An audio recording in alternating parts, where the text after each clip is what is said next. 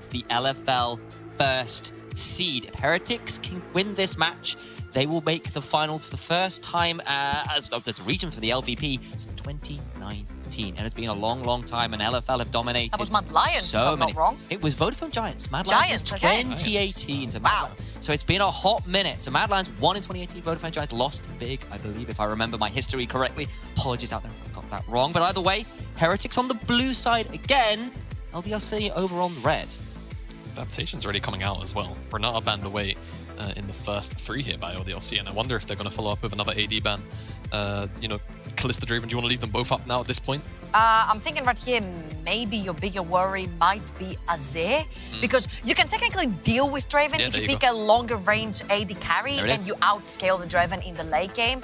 But right here, you've left things like the Aatrox potentially open, or you can even first pick something like... Oh, you can just go with the Draven anyway. Let's go!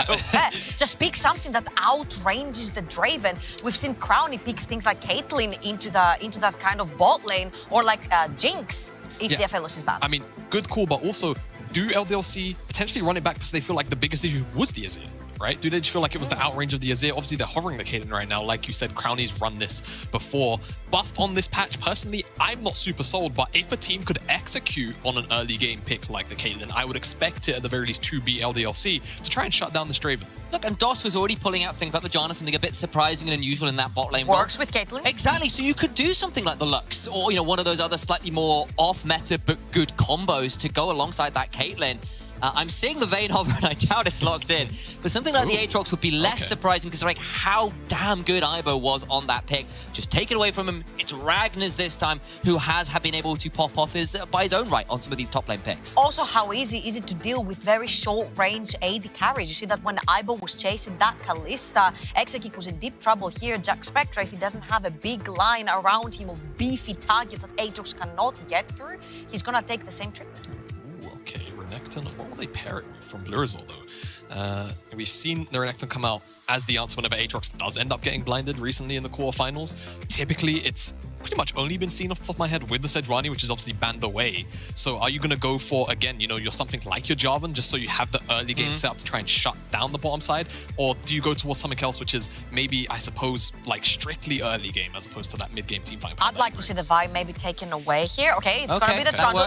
It deals with most junglers that are up and available anyway, and things like Poppy have not been banned, which Strandle initially counters in a 1v1, if you will. I still find Poppy to be one of the strongest champions and the bigger facilitators, if you will, for the jungle. But Yak still has a bunch of options in the jungle, even if Poppy gets banned.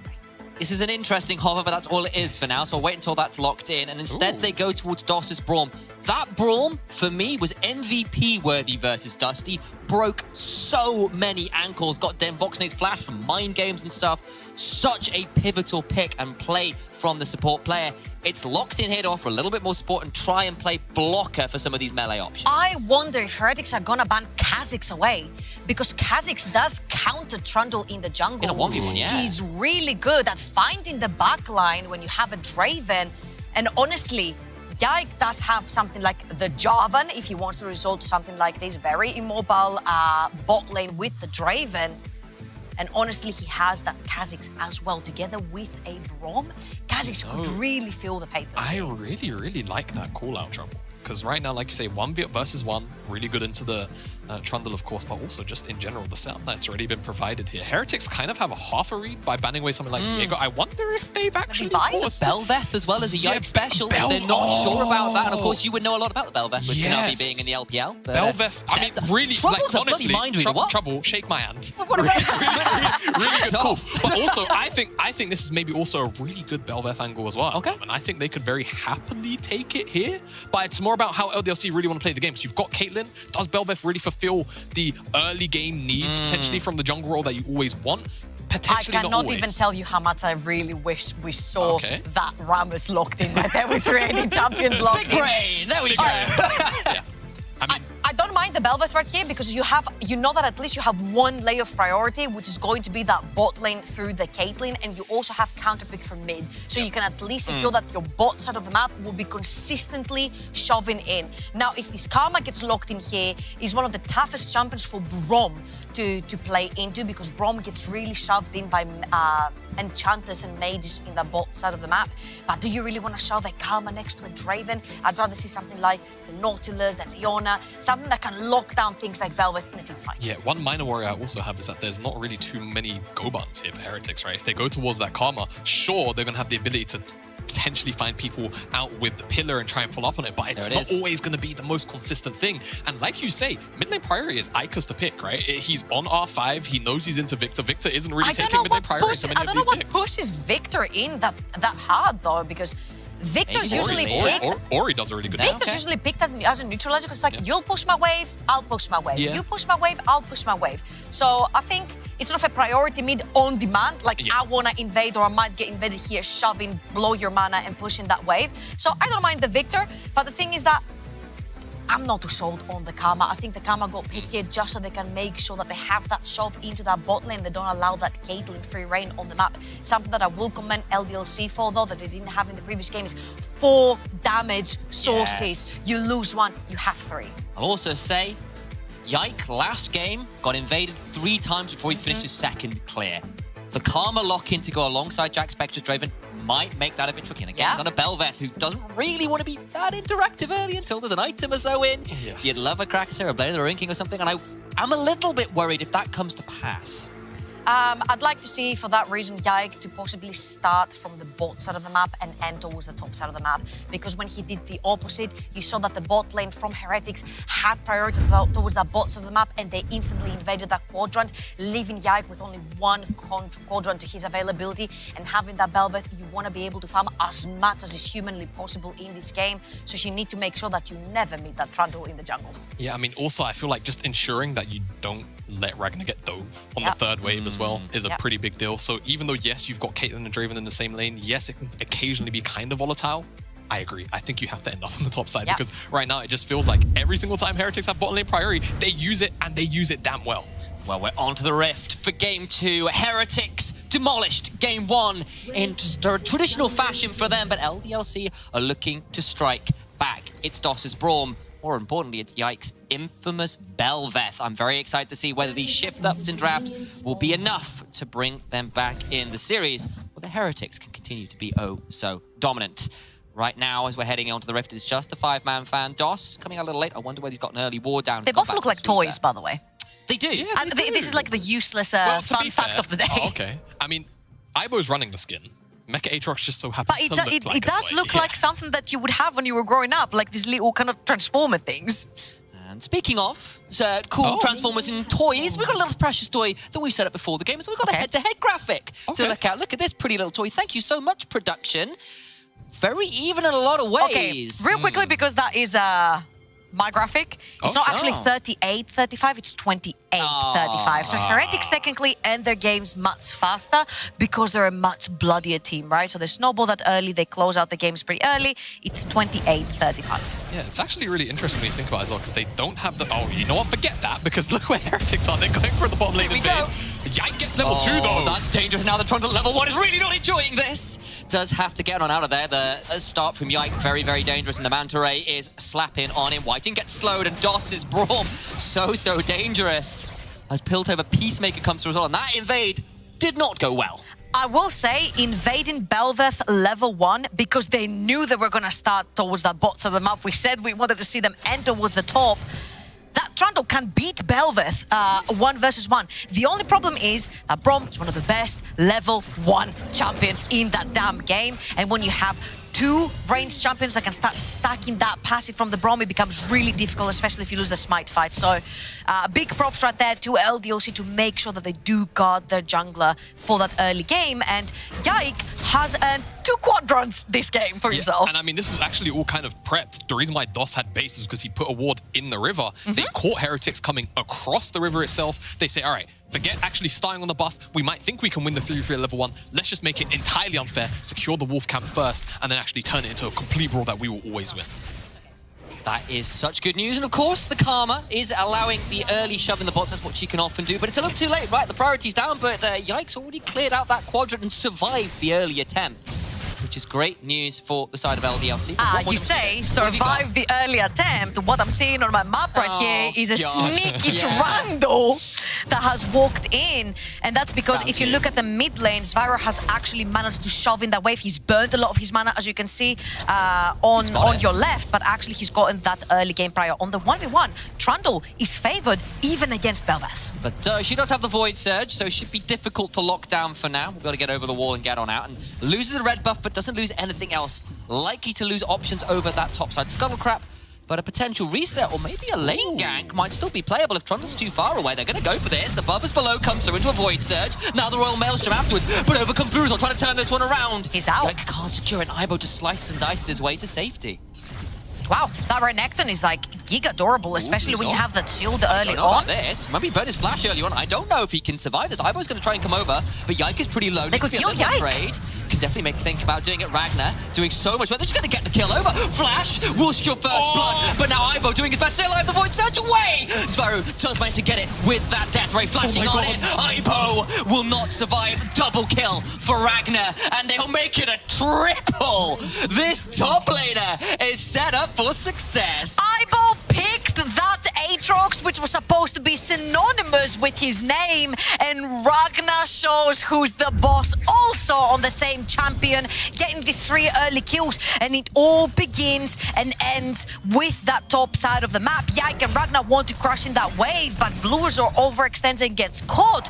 But he feels like he's in pretty safe hands, because if we look on the map right now, it is his mid laner that has priority first and moves first into that map. But remember, Zvyro had burned a lot of his mana to try and get that shove into the mid lane, so he does not have enough for this particular fight to turn it around, and Ragnar gets away with murder, 3-0. And he's going the Eclipse build this time around. And not only that, let's just remember, Renekton typically picked to try and shut down the Aatrox matchup a lot of the time. So now the fact that there's 3 kills into this Aatrox's back pocket, the Serrated Dirk already in tow with a such a broken item, man. It's such a broken item, isn't it? Right? And look, he's already winning the trades here, and he's got double buffs just for additional stats. Now bomb side execute.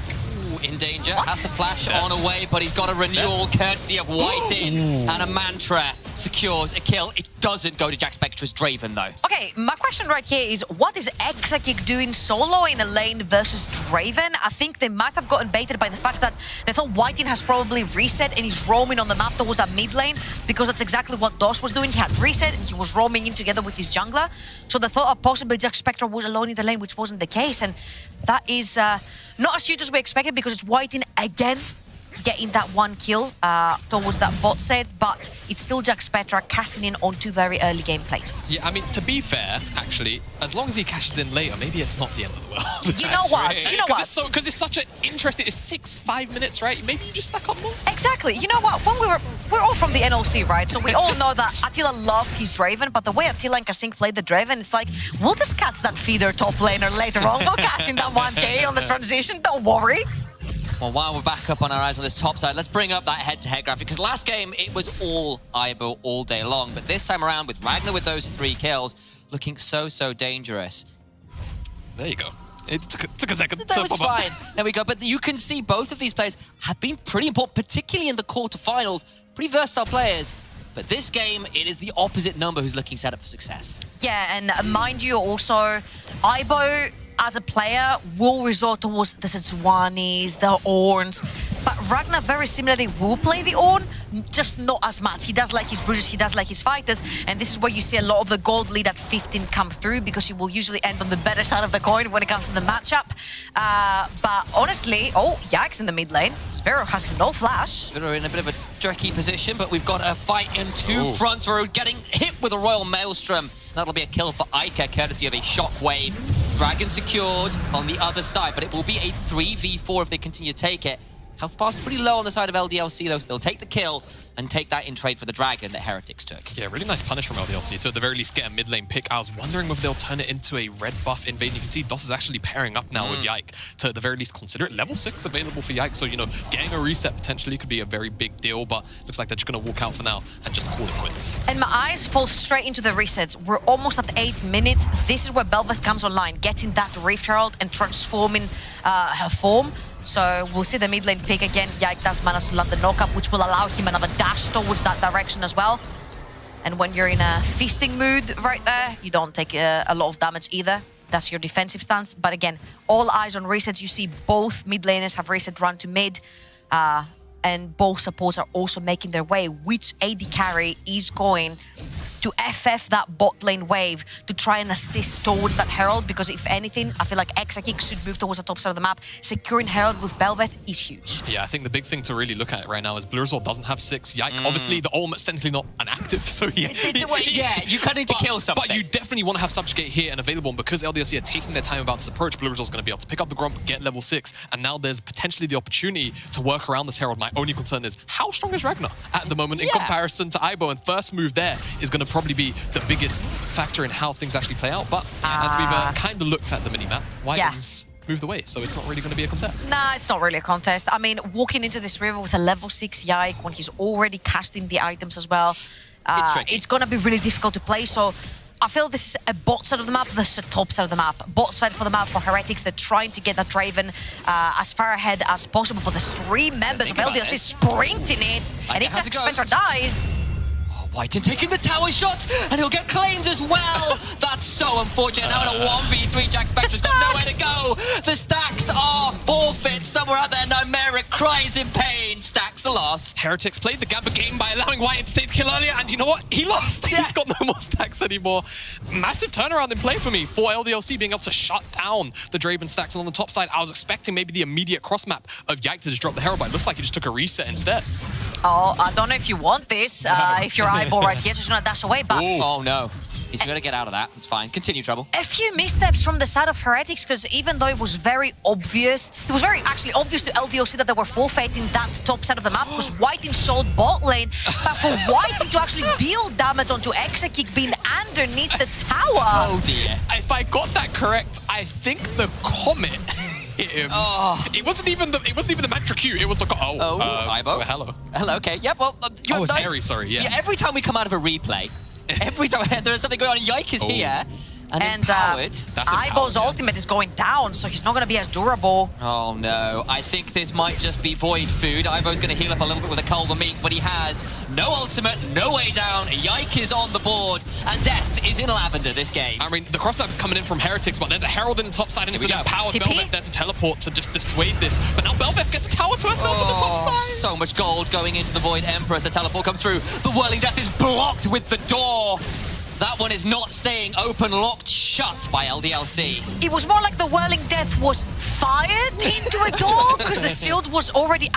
I feel like there is some sort of missynchronization with Heretics right here, because even though the early game in the previous one went so well, it came through Blurrizor being active. It came through that bot lane pressure that they constantly had, and now that they've been denied that pressure on the bot side of the map, denied their stacks onto the Draven, Blurrizor has not been able to be active. It feels like LDLC are running away with all the macro in the game.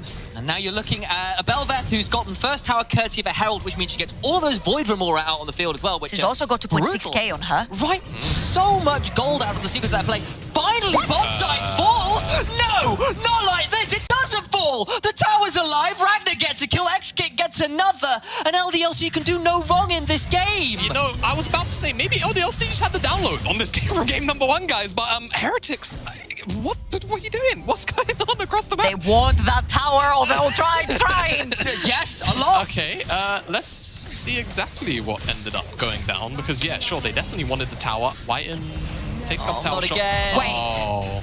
And the tower's now stacked. I mean, and then no one hits it because Ragnar gets the kill. It's just a comedy of errors. Just back to back to back. Are we allowed to put structures on the MVP poll? Can I also say, in the replay, I heard the all chat ping go off, so someone said something during the dive. Do you think that was an XD? That was 100% an XD. Question mark, possibly. Oh dear, it's not done. Blurrizor is in a lot of danger. Will just about survive that, courtesy of a slow from the Mantra Q. Soul Flare doing its work. Dragon spawns. LDLC might be able to get this one. I'm just going to say, seeing how much scaling there is on the side of LDLC as well, how much frontline, how much tankiness coming out of the Bel'Veth and the Aatrox and the Braum. If I'm Heretics and I'm 5,000 gold down here, I don't know how you necessarily turn this around. You're in a massive inventory deficit right here. You keep feeding monsters. The MVP is down. And they didn't even have to touch it this time of the minions. I mean, you know, the biggest worry for me for Heretics, obviously Gold leader side, is also just, again, comp interaction, right? I feel like Heretics, ironically enough, are going to run into the same issue that LDLC ran into in game number 1, with the range difference, and then also they just kind of get out-bruised. Yeah, there's just no damage, but they also get out-bruised. It's a really unfortunate situation, and also the fact that you have the Renekton, you do not get to use him early to mid-game for these Herald/Dragon fights. You forfeit them, you say, yes, we go late game, but unfortunately Jack Spectre has lost his stacks twice in a row right now, so even if he does cash in, he's not going to necessarily be in an item advantage at this point versus the Caitlyn. Even if he is, who gives a damn?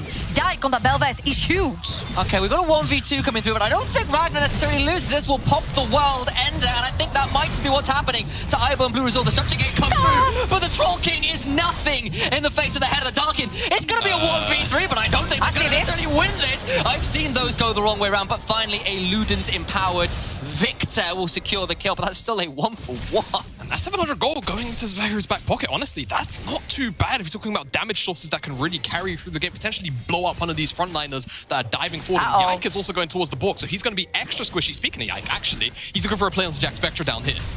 Well, the Void Empress is here, throws down the challenging smite. The above is below does go wide. I hate it so much. I hate it too, man. I said it from the beginning of the year, from when it was out last year.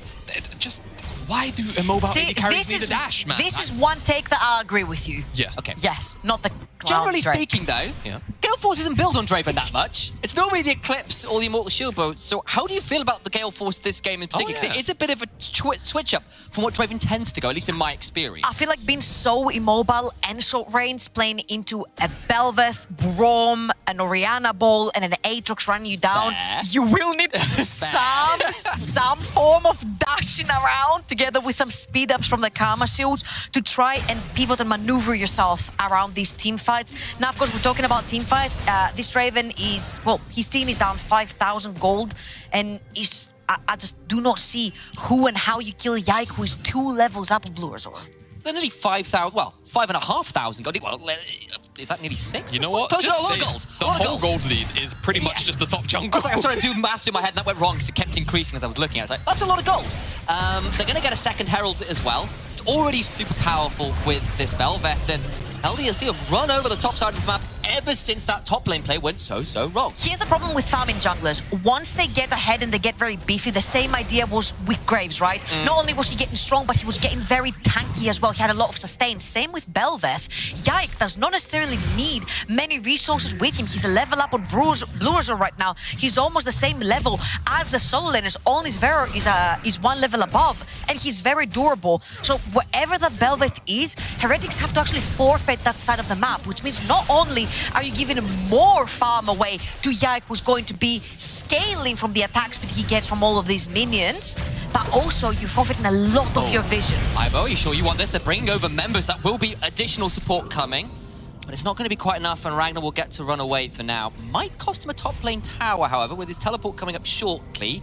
Might just be okay. 9 seconds, so yeah, could probably get back to that tower, should he so wish. The second you see, though, 5 members of Heretics towards the bot side of the map, you shove in that mid lane, you shove in that bot lane, you make Heretics really quickly reply. Yeah, I mean, honestly, I feel like Ragnar was about to murder Ibo if he didn't turn around as well. So I think it just goes to show what we were talking about, that gold difference so massive. Heretics trying to cross-map, I think, on this Dragon that's coming up in 60 seconds' time. They want to just be as far away from a team-fighting scenario as they can be at the moment as they continue to try and just get gold where they can. Feels like a complete inverse from last game where Heretics ran it over. LDLC have done exactly the opposite this time around. You can see those Void Remora beginning to spawn as well as Yike will clean up some of these minions. Got the Herald summoned as well. There it comes crashing in. Will not quite secure this tier 2, but it will get very close. A bounty cache on the top side as Heretics claim that turret, but it's still LDLC who have firm control over pretty much this entire game right now. And it all started with LDLC's plan going into this game. Hold on. Damage. The Okay. Oh, Maelstrom does some damage. You can finish up your point now, Trouble. Yeah, they know that Blue Resort likes to invade towards the bot side of the map. They sacrificed a Draven lane by it being not so powerful kill-wise to get that pressure with the Karma, which meant that LDLC knew that Heretics wanted to play through that bot side of the map, and they instantly countered it level 1. So the fact that they went into this game with a plan that worked against what Heretics love to do in the early game and actually execute on it means that they ended up running away with the early and snowball themselves. But Heretics, they're thinking about this. They know somebody's coming. Yeah, but Inspire from Karma makes them fast enough to get out of danger. There was some movement in the jungle there to try and collapse. It won't amount to anything. With that Dragon alive, does look like LDLC will walk on over to it, and Heretics just not interested in contesting. I mean, they just can't. No. All right, actually, I've got a pop quiz for you quickly. Ah. All right. And I know I'm not Viper, but I'll do this anyway. I'll make it more literary because that's my background. Yeah. Velvet's passive is called Death in Lavender. Do you know what that's a reference to? No.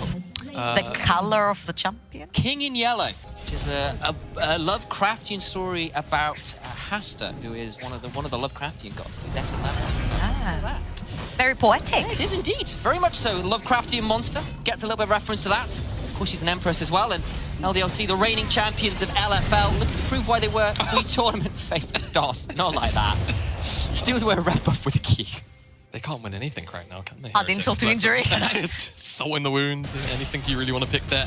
I mean, at this point, LDLC are pretty much just waiting for the Baron to spawn up. I think they know that they are very, very powerful, very much ahead of the curve in comparison to Heretics, and they're just going to end up setting up across the top side of the map, deny the vision, force Heretics into them, and just allow Yike and Ragnar to completely mince them. Yeah, the only difficulty that you're running to right now is just that Zver is playing that Victor. He does have the Luden Seiko, so he gets to clear these waves really quickly.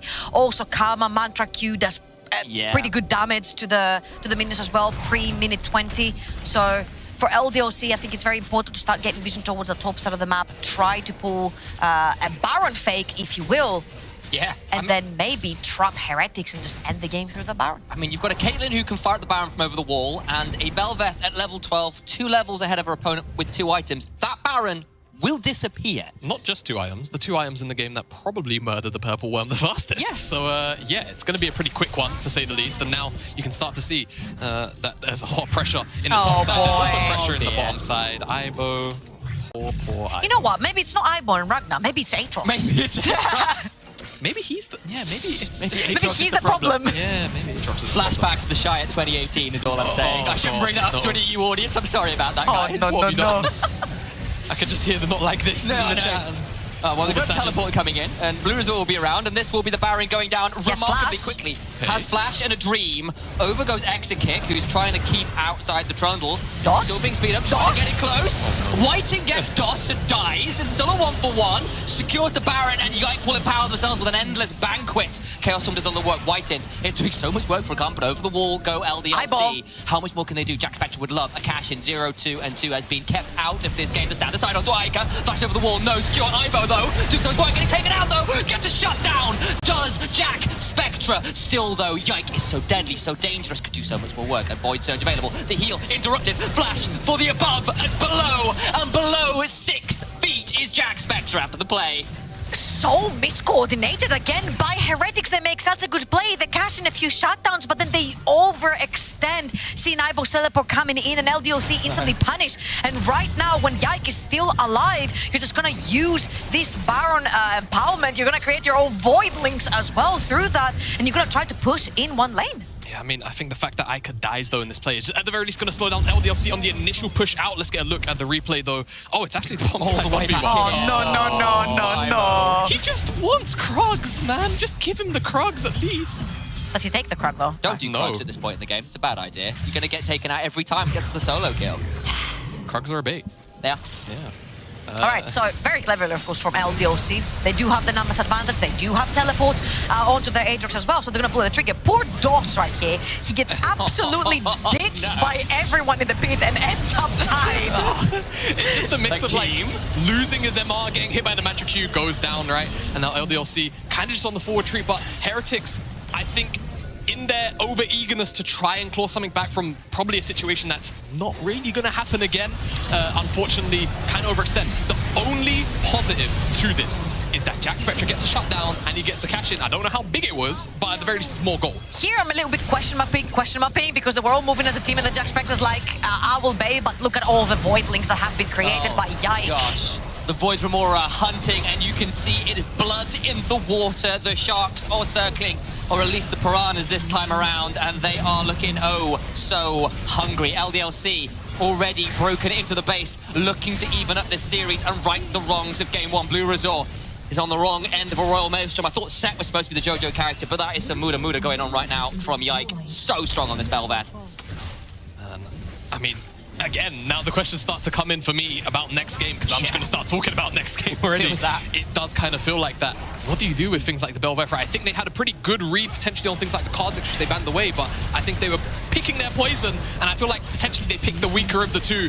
Right now, Yike is taking over, and again, the Aatrox pick as well from Ragnar's just coming so huge.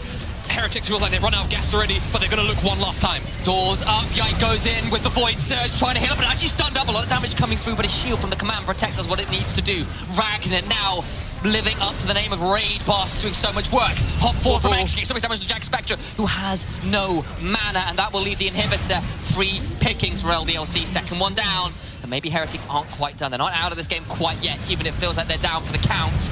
Damage through! Back in they go! Shockwave! And Yike is enough to murder as many people as they can. A double already for the jungler. In comes the ace in the hole. Jack Spectre left on 10 HP. The game is looking like it is over. It is over indeed. LDLC, they complete the download from game number 1, and they come into game number 2 prepped and ready. They pretty much shut down Heretics from the get-go. They knew the invade was going to come down, and they're going to level out this series 1-1. Download complete. LDLC strike back in emphatic fashion. The top jungle dominate, and it's all over in a moment after, basically. We said it, if LDLC are going to make finals, they do not want to make